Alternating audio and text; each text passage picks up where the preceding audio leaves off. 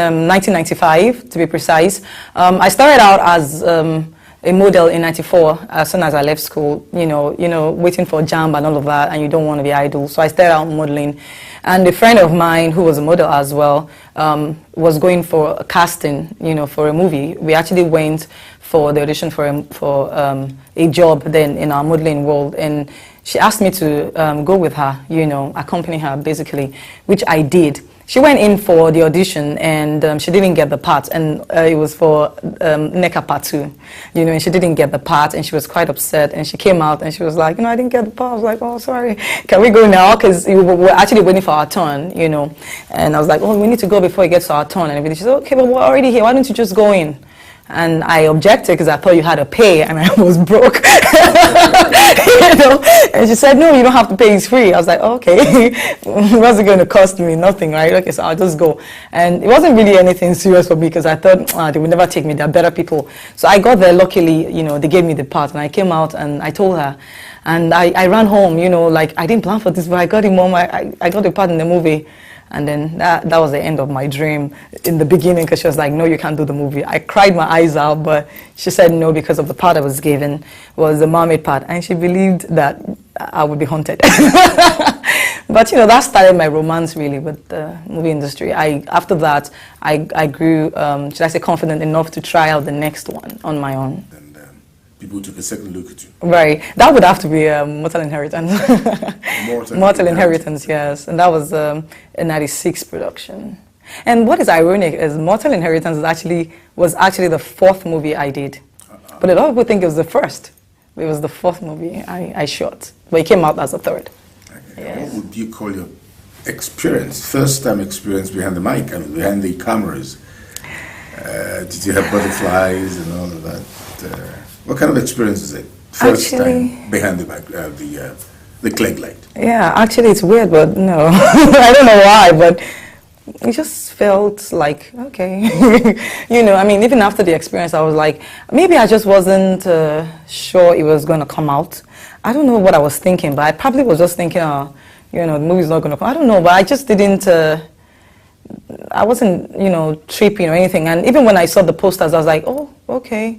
Is that me? Okay. And then I think it hits me really seriously from Mortal Inheritance. I think that was when it really hit me, like, okay, like seriously, I'm winning an award now, because I just really pretty started, you know. So I think it would be more of when it hits me than, you know, what I really. The summarization of Nigerian film industry. How do you score yourselves? Good. Could be better, but good. I will score as good. I think we have come a long way, actually, from nothing. You know, I mean, it's easy to criticize, you know, but it is very hard to build, unfortunately. And people don't want to hear, you know, you give yourself credit, and they won't even give you the credit. You know, so sometimes just give yourself the credit anyway. So I would say that Nollywood has single-handedly, you know, somehow put Nigeria on the map.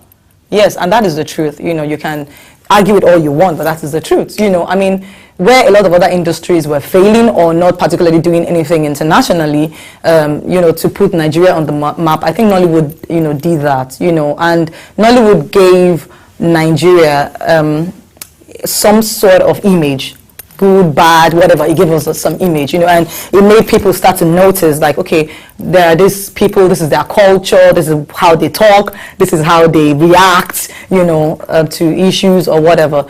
And I think that's what we've been able to do. So now we need to leverage on that and then move higher. I would rather we say the good image, you know, part of it. So what do you say to those who say that although we're very popular almost everywhere, that we need to really rethink the kind of the kind of films that we put across, because lest the larger world have a different impression about you? What do you think about those who just think that all we live for is juju and the rest of it? What do you think we should do in terms of those of you who produce the films? Well, I totally understand their concerns, but you know, that's why it's a movie industry. We actually mirror the society, you know. So I mean, you can't, in actual facts, criticize an industry that is showing or mirroring what is happening in society. I think the society needs to change first, you know, and not hope that we would lie, you know, for the society. I think, you know, first and foremost, movie makers are people who are doing movies also to earn money. They are business people, don't forget that. So I mean, if they do a certain type of story and people buy into it, there is a tendency that they will do more of those kind of stories. So also, not only are they mirroring what is happening in the society, they're actually also feeding the society with what they want to see. You know, because you are buying these movies and you're telling them we like this kind of stories, so they're going to keep making more. So, I mean, it's not just about you criticizing them. You need to put your money where your mouth is and not buy these movies. Because if you don't buy the sort of movies that people always want to, that you are criticizing, then naturally as businessmen, they'll go, okay, the people don't like this kind of movies. We need to start writing new scripts, and all of that. But having said that, the truth of the matter is movies really are real. I read an article recently where some, heads of the police force said, they needed us to change some image of the police and all of that in our movies. Right. I also understand that we over-exaggerate, but that is what movies are about. We exaggerate. Actually, I was going to that, as if you read my mind. Oh, seriously? The IG has actually banned the usage of their uniform in your appearances and all of that. How do you take that? No, I think that is not very wise. I think that's not a very wise thing to do because, that is what we do. We show people what, the country is like. And in as much as I also, I watch movies myself, and there are times when I go, oh, come on now, I understand that, sometimes they feel hurt, the way we portray them.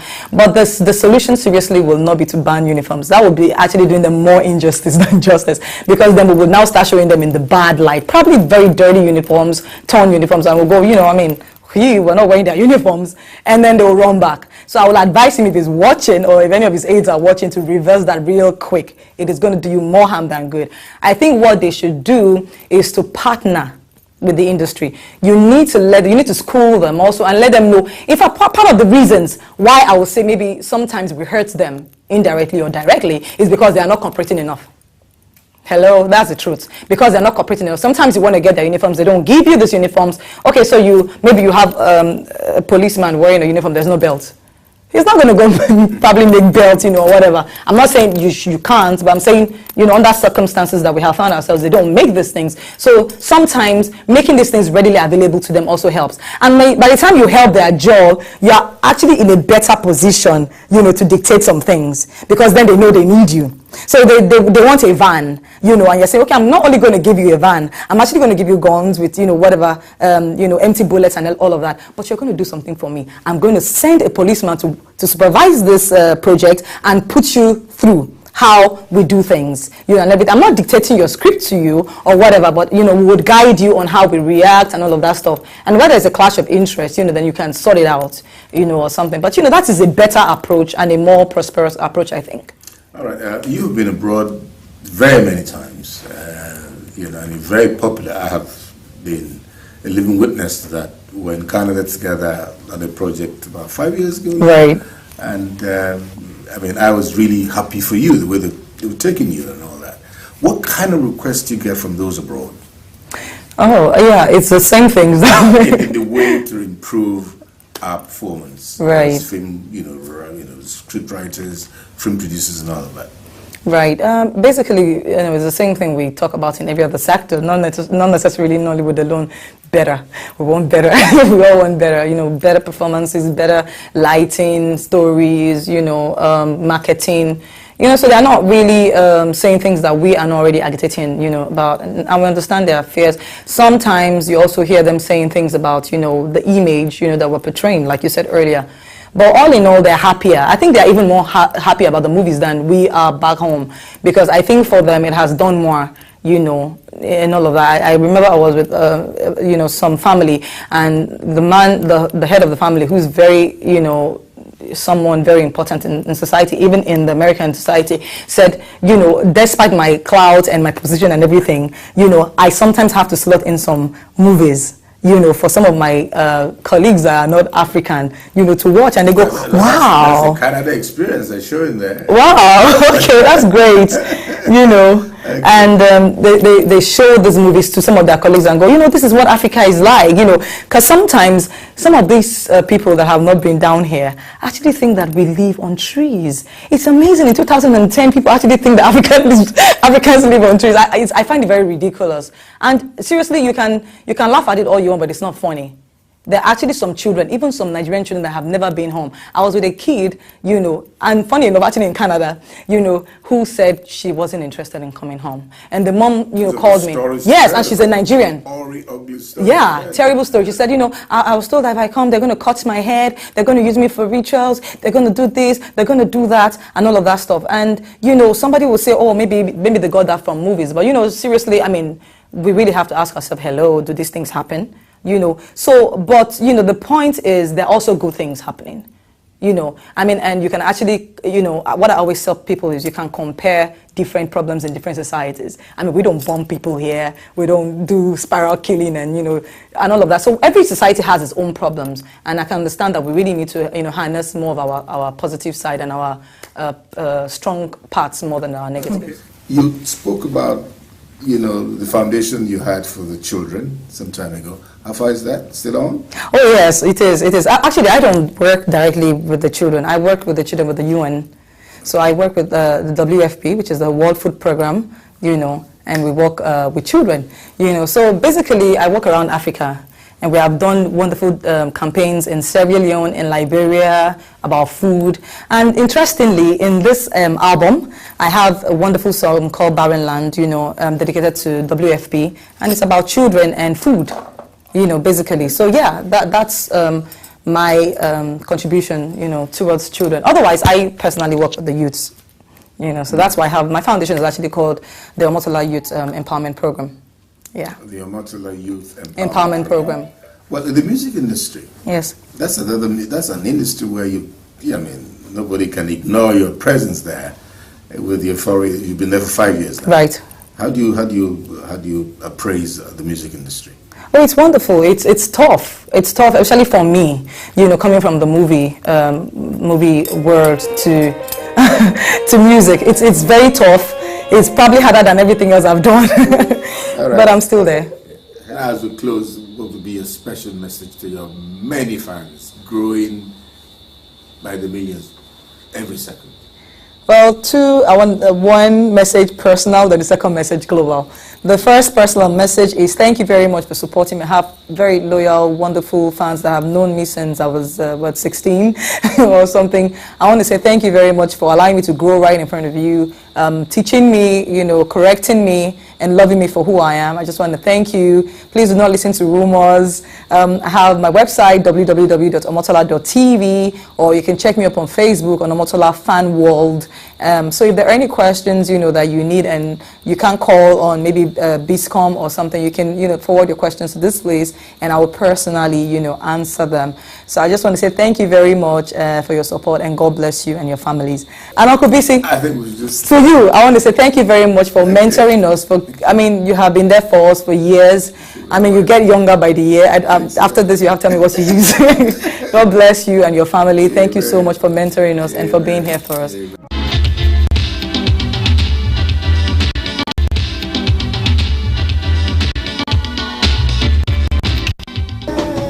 The South African-born international reggae superstar, who hails from a small town near Johannesburg in South Africa, Lucky Dube, was in Nigeria recently for the first time in his music career, which has spanned over 2 decades.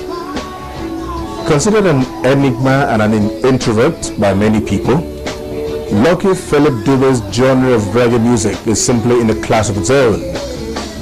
Lucky Dube comes across as a thorough musician who does not just release an album for the sake of it. Lucky Dube's works dig deep into philosophy and the dynamics of music while satisfying the musical taste of his fans. Indeed, it can safely be said that Lucky Dube has measured up quite creditably in trying to fill the vacuum created by the demise of Bob Marley and Peter Tosh. On stage, Lucky Dube's dexterity is simply beyond comprehension, as he keeps everyone totally hooked to his music for as long as it lasts. This is evident at the UJSUNS Stadium, Calabar, where over 80,000 fans watched Lucky Dube perform during Christmas. One would have thought that an artist who perpetually gets energetic, wild and ecstatic on stage would be on some form of stimulants. Here is Lucky Dube reacting to this. Most people believe that maybe once you get on stage or before you go on stage, you got to smoke some ganja or you got to drink some alcohol just to get like a start or something, but that's not how we work. It's the people and the music that inspire us.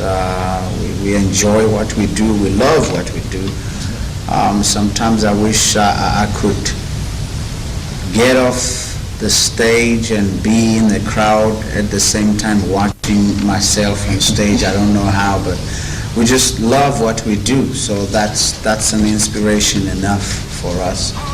How come the crowd flowed with all his music, which they sang along with him word for word? Songs like Together as One, Slave, Reggae, Strong, Oh My Son, Remember Me, House of Exile, One People, Back to My Roots, Crime and Corruption, and so on. Lucky Dube said before embarking on the playing tour of Nigeria, he did a research of how popular he was in Nigeria and Calabar particularly, and his findings were extremely overwhelming. And to further buttress this, he gets strings of emails from different parts of Nigeria almost on a daily basis, confirming his rating among them. People here love the music, so we're going to be playing music as the people know it from the past. It's going to be difficult though, because yes, people wanted to have us here for years, and it's going to be difficult to play everything that they've heard. Through our fan club office, yes, we know that the people here love the music. A very close look at Lucky Dube's act on stage reminds one of the typical Bob Marley. Is Lucky Dube fashioning out his music towards Bob Marley? And why would he be wearing a t-shirt with Bob Marley's inscription on it and not one with that of Lucky Dube on it? Does he see Bob Marley as an inspiration? Bob Marley, as you know, is the guy that brought reggae to the world. He's the man that made reggae what it is today. He's the guy that brought reggae to the world. I never wear anything that has Lucky Dube on it. I wear other people's stuff. I never wear anything with Lucky Dube on it. How come Lucky Dube changed from the genre of music he was singing before into reggae music? Where did he get the inspiration from? Well, reggae has always been music, that was talking against everything that's not righteous. So I was attracted to reggae because of the situation we had in South Africa, the apartheid era. So everything that was happening around me, to me and to people around me, that's what prompted me, to starting out and doing reggae music. And what I heard from Peter Tosh and Bob Marley, they were talking about basically the same things that I was going through in South Africa.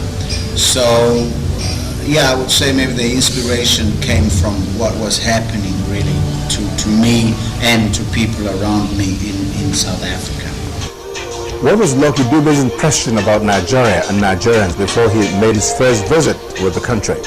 We've heard a lot of things about Nigeria. We've heard a lot of things about places like Kenya, and maybe sometimes when you get to the place you find that it's a totally different thing.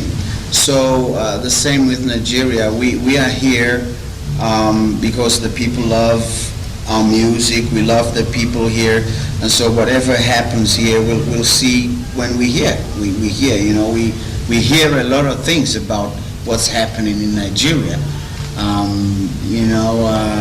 but what we hear it might not be the real thing. So we are here to see the real thing about Nigeria, the real deal. We hear. And why have all the attempts to bring him here failed in the past? A lot of reasons. First of all, sometimes you find that the guy would say, I'll send tickets next week. Next week comes and passes, no tickets. Or he tells you, he gives you a one-way ticket. He says, come here, you'll get your return ticket when you get here. That's just not how we work. You know, that's just not how it is. You tell him, give him your requirements, your sound requirements, and he says, he sends you something different, something that you can't work with, you know.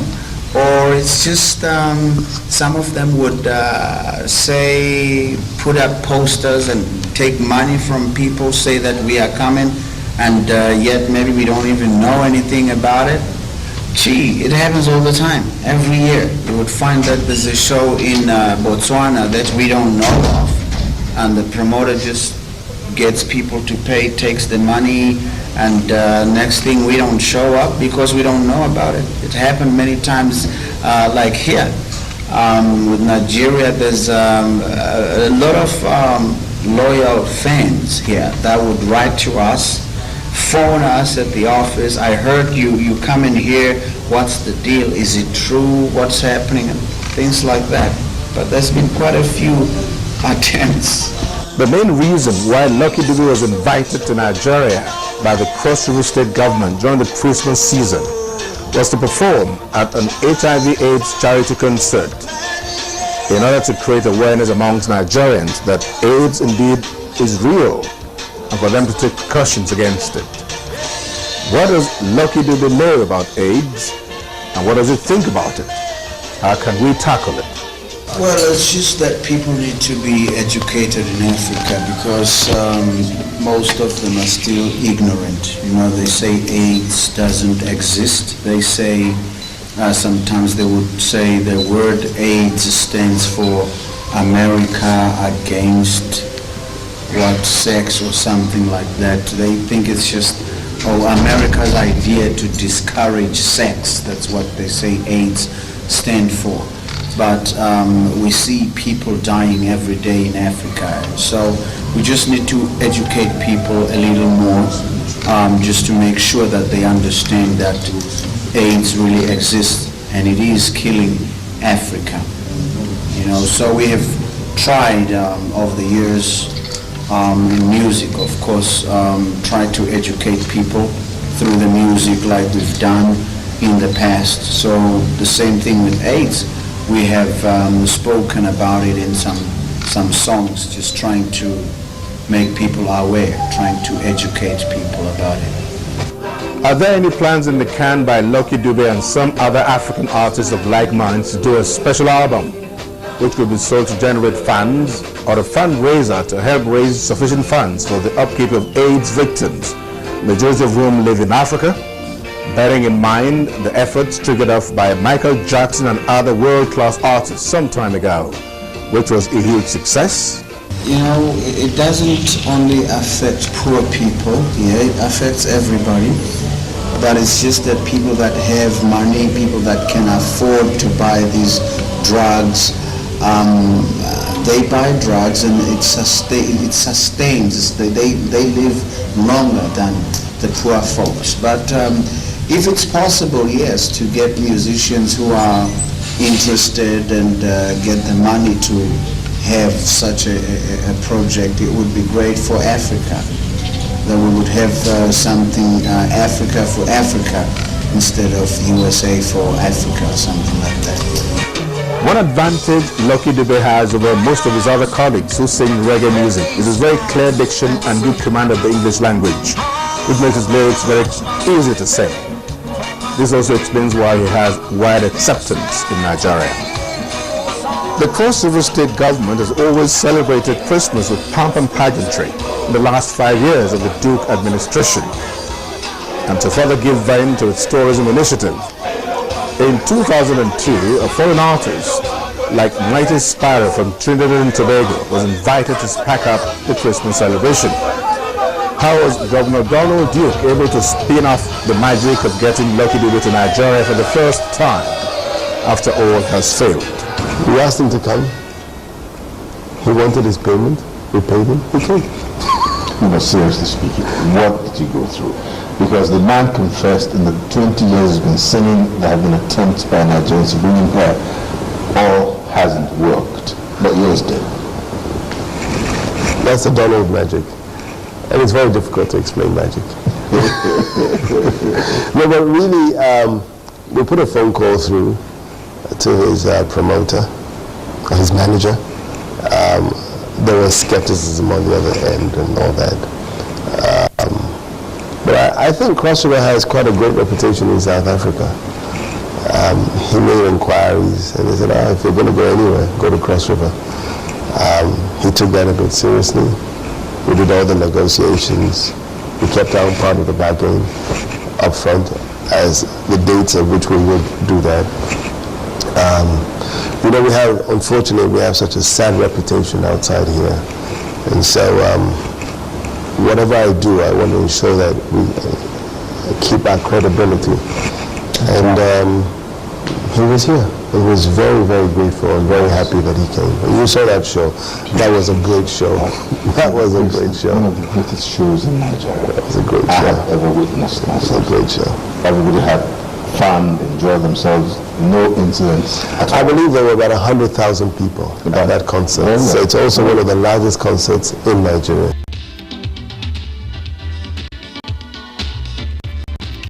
Flagship of all TV talk shows. Ladies and gentlemen, we're talking about the one and only Patrick Doyle. Patrick? Thank you very much, Biscon. How are you doing? Very well, thank you. What's been happening to you? I mean, you have not much of you have been saying in the thing that brought you to Landline Broadcasting, a very popular Friday night show, MT in those days, and all of that. But these days, you really content with operating from just the sidelines. How do I say it? You know what they say? My Yoruba is as good as yours. They say the goat that moves back. Okay. It is not that it is running. We want to go and bring power. So what you said in Latin is what they say. That is Hey, you've gone to recuperate and get more energy, get more galvanized and so on. For the most part, everywhere is there's absolutely no organization in everything that we were doing. In the broadcast industry, there was really, it was just, we're making strides without progress. In the movie industry, we're making a lot of strides also without progress. So one needed to go back and find, work out a formula where it will not just be a matter of a lot of motion and no movement. Okay. And I do believe in a short time, one will be out with something that will impact positively on both spheres of influence where I operate, which is broadcasting and movies. All right, thank you very much. Patrick, today we'll not be talking just that. We're talking about you and your heartthrob, your wife, your consort, and your amiable confidant. I know that you know each other very well, and we would like to put you to the test here. And audience that spans the whole country and beyond will be marking your papers. So here it goes. We have a set of questions already drawn out. We're asking you to answer them one after the other. These questions revolve around both of you alone. Now let's start now. Now, how would you describe your eating habits? If you have special preferences in terms of food, please say so. That's you, Patrick. Until recently, I would describe my eating habit as gluttonous. Okay. But, eating anything that came your way. Yes, but I have since been warned by a physician that one needs to watch one's diet. So I have been doing so. I've been taking a lot, how do I say it? I've been taking a lot less of the portions that I usually used to eat. Okay. But where is the eating habits? What I like native foods. And my mother is Efik, so I have a special affinity for Efik cuisine. Okay. To be precise, afang soup. Wonderful. That's all. That is my favorite, if ever there was a favorite. Okay, well, I mean, how many times of the day do you eat? I try to limit myself to twice a day. Wonderful. Now, what would you consider the hobbies of your wife?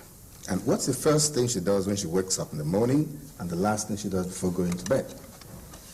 The first thing she does when she wakes up in the morning, to the best of my knowledge, is to say, "Good morning, I love you." Wonderful. Before she goes to bed then? Before she goes to bed, "I love you." What are her hobbies? Her hobbies are reading. She's an avid reader. She reads quite a bit. Reading and what else would I say? Reading is a principal hobby. Okay, wonderful. Now, how tall are you, Patrick? What's your wife's height? Well, I'm not done yet. Mm-hmm. What's the preferred color of the family? If you do not have any, they say so. I am 6'1", although I like saying that I'm 6'2". It sounds better. I'm actually 6'1" and a quarter, so I round it up to 6'2", but technically it would be 6'1". Okay. What was the second question? What's her own height? Her height. She is approximately 5 feet 8 inches. Don't ask me for the interpretation of the latest one we're using. 1 meter something. Okay, all right. Now, then the other one is, what is the preferred color of the family? You know, the preferred ours is brown, color. for instance. Yes. Okay. I reckon ours would be blue. Good. I reckon it would be blue. Yeah. Now, your wife, Iritiola, presents a fashion show called Oge on the NTA 2 Channel 5, which I'm sure you produce. Precisely when did this program start? Exact dates, please. Exact date would be a little bit... I'm not very good at record keeping, but I would say in the second quarter of the year 2000. Okay, second quarter of the year 2000. Yes. That is when Oge made its debut. Yes. On television. Now, although you can be said to be a celebrity who hit the limelight via the broadcast route, you had also had some foray into the acting business. Can you remember the first play you acted in? And what was the first play your wife acted into? Oh, the first television drama that I acted in was something done on NTA. It was Play of the Week. I forget the actual title of that episode, but it was Play of the Week, and it was directed by Roland Henshaw. Yeah. This was probably in 1983, I guess. That was the first television drama thing that I ever did. That was first opera produced by Matt Dadzier in Jos, called Riddles and Hope. Riddles and Hope, 1994-95. And yours was Play of the Week. Yes, Play of the Week. Okay, I think that we've done, enough quizzing at this point. We should be ready to get the lovely-looking Iritiola, Patrick Doyle.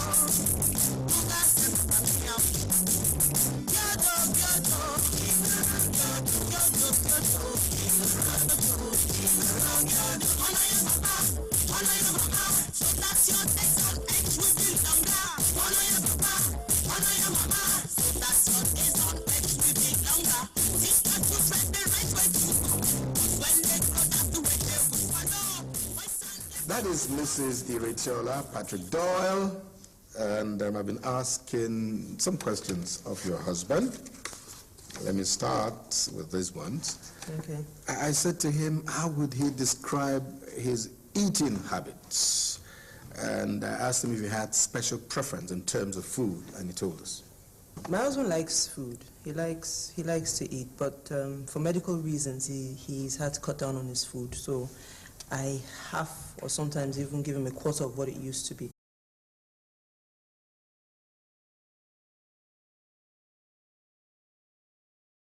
When I have my way once. When you don't have your way? When I don't have my way, maybe twice. Okay. Now, what are your hobbies? And what's the first thing you do when you wake up in the morning? And the last thing you do before going to bed? To my husband? Yeah. When I wake up in the morning, first thing I say is, I love you. Good. Good morning. Did you sleep well? And the Last thing right now, what I do the most is read everything and anything I can lay my hands on. Okay, let's see how his day goes. Now, how tall is he, and how tall are you? Then what's the preferred color in the house? My husband is 6'2", I think. Zach, how you doing? Doing okay. It's the first time somebody has called my full name. Okay. It's my pleasure to have you on. Thank you very much. The compliment segment. I'd like you to tell the whole world about yourself. You told me something very interesting. I'd like you to say it to the whole world, your background. I was actually born in Gabon, in Libreville. My father used to work with John Holt. He traveled a lot in Central and Western Africa, so we were always going with him wherever he went. In one of his sojourns, I was born. Where is this in Gabon? In Gabon, in Libreville. Okay. Part of my schooling was done in Gabon, was done in Cameroon. Part of my educational upbringing was done in Togo, in Côte d'Ivoire. Just finished school and went straight on to secondary school, and I had to start doing primary school again in French. Went to a French secondary school. That was taking you back. That's right. But you've been against it. In later years, I was to realize that my father knew what he was doing, because even in my secondary school, when we had come back to Nigeria here, we had a French competition. Playlets. One of the playlets I wrote for my school, Nike Grammar School, that time won the school's second position. All right. Well, I mean, you've not heard that anywhere else, but on the BC or Latin show. It's a no-holds-barred situation. Now, when did you meet your wife? And in what circumstance did you get married? I traveled home for the Christmas in December 1985. That's when I met my wife. Okay.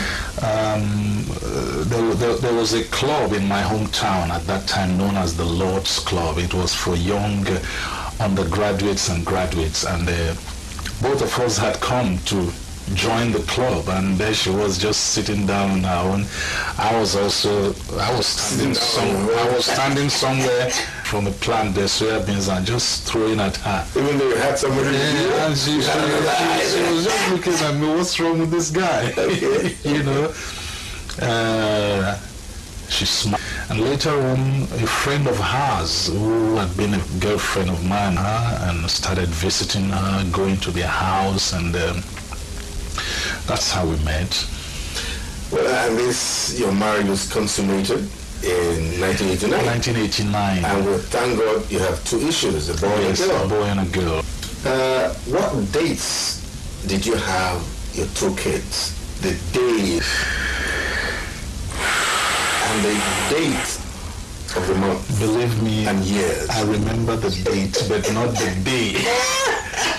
My son was born on the 15th of August 1991 at Echo Hospital. In Lagos here? Here in Ikeja at 10:23 p.m. Good. That I remember. Good. But I don't remember the day. Yeah, the first one. Okay. My daughter was born 10 years after. In 2001, 29th of March at 8:05 a.m. Did you plan that way? That whole medical center in Apapa. Okay. 10 years after, you had a little stress in the father. Your wife, apart from being an actress, very popular actress at that, is also a costumier. Yeah. Now, can you remember the very first play she costumed in?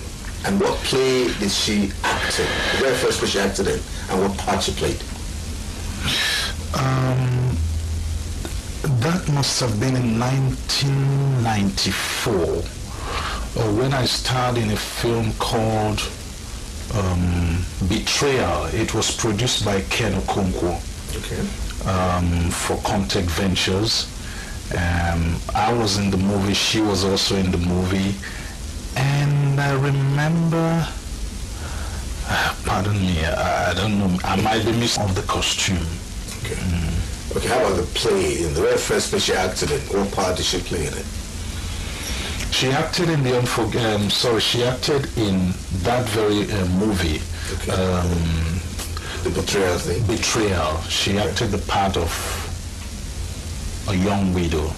That was her very first. Can you tell us the names of the primary school and secondary schools of your wife? The schools she attended? Primary. I don't remember the primary school, but I think it was here in Lagos. The secondary school, I remember. The secondary school is a primary school. I don't remember, but I know it must have been here in Lagos. Well, we should be getting ready to welcome a very beautiful wife of this great actor here, Zach. And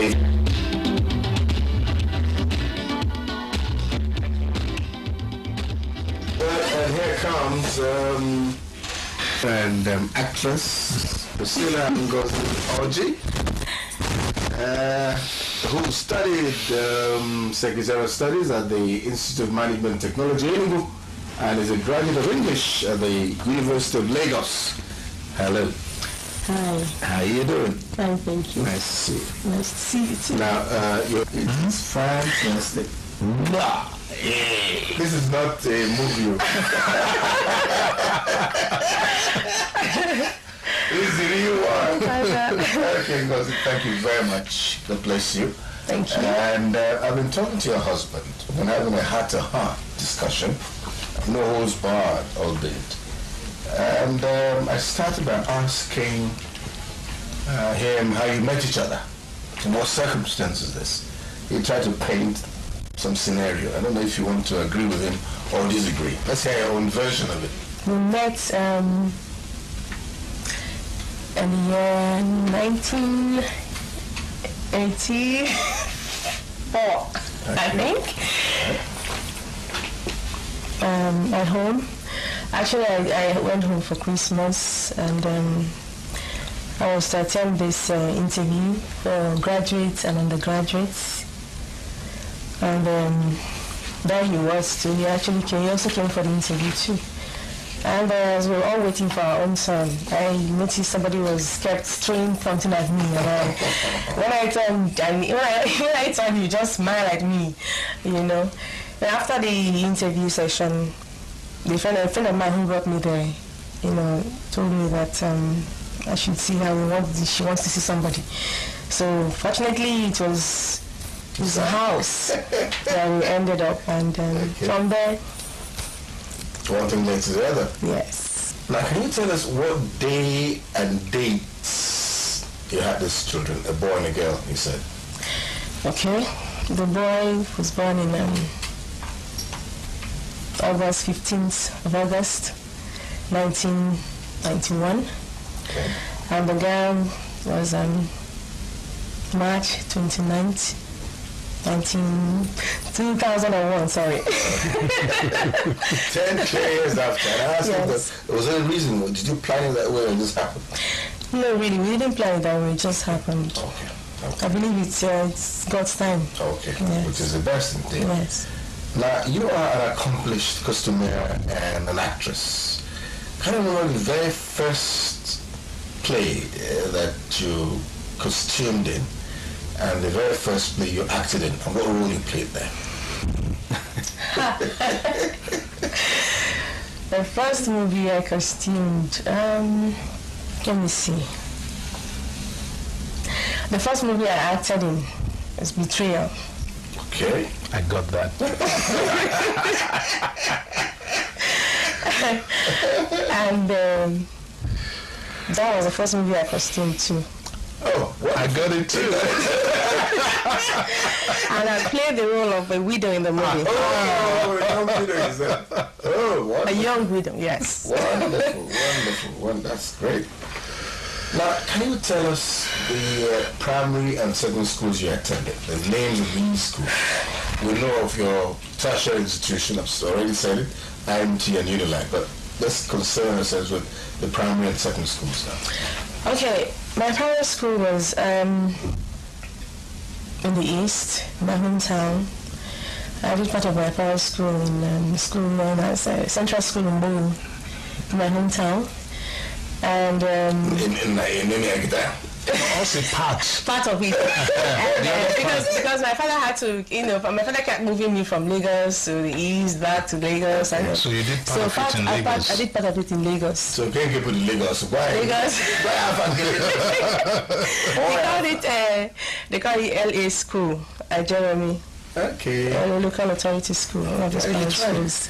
He actually has been following you. Oh, really? And then my secondary school was in the East. Where? Girls Secondary School in Mako. Did you say so? Yes. Also in our local government. Okay. Well, he tried. It means there's a lot of interaction going on between you. That's what this program is trying to promote. We don't want to see couples that don't know each other. Yes. Who are, almost like, what do you call it? String bedfellows. Okay, I do the enabled environment to put things right. What is this office you're seeking to go into? Well, I'm aspiring to be the president of the Actors Guild of Nigeria. The elections should be coming up this November, and already we have about 9 different state branches. It's going to be a national convention, from all the state branches. Officials are going to be elected from different state branches.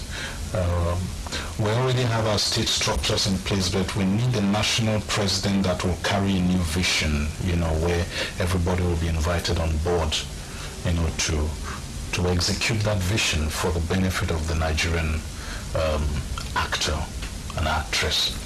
There are a lot of things that are not yet in place, It will be surprising to hear that the Actors Guild of Nigeria does not have a secretariat. Is unbelievable, things